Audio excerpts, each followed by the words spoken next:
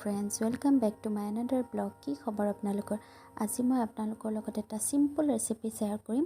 এইটো হৈছে টেঙেচি টেঙা বা চেঙেত টেঙা, আপোনালোকে যোনে যি কয়। এইখিনি বইল কৰি ল'লোঁ। বইল কৰি লোৱাৰ পিছত এইখিনি এটা ধুনীয়াকৈ মঠি ল'ম। মঠি লৈ ইয়াৰ যিটো জোল সেইটো উলিয়াই ল'ম। এয়া মই এতিয়া মঠি লৈছোঁ। এইটো বহুত বেছি হেল্ডি হয় আৰু মাছৰ লগত খাবলৈ বিৰাট বেছি টেষ্টি হয়। এতিয়া ইয়াত পিঁয়াজ দিম আৰু অকণমান আদা নহৰু পেষ্ট দি পিনি মই এইটো তেল মাৰি দিম। মই যিহেতু এইকেইদিন ঘৰত আছোঁ আৰু মা দেউতা দুয়োটাই ৰাতিপুৱা ওলাই যায় চাকৰিলৈ, সেইকাৰণে ভাবিছোঁ মাহঁতক যদি দুপৰীয়া ভাত সাঁজো বনাই থৈ দিওঁ বহুত হেল্প হয়।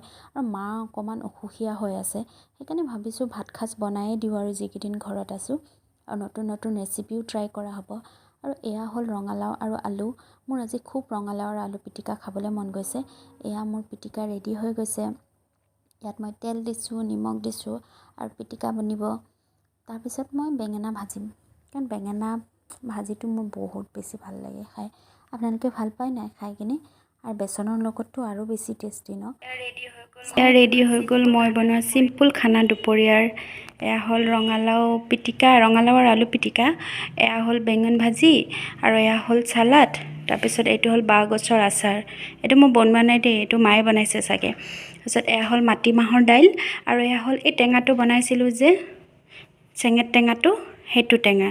এয়া মই খাবলৈ ৰেডি।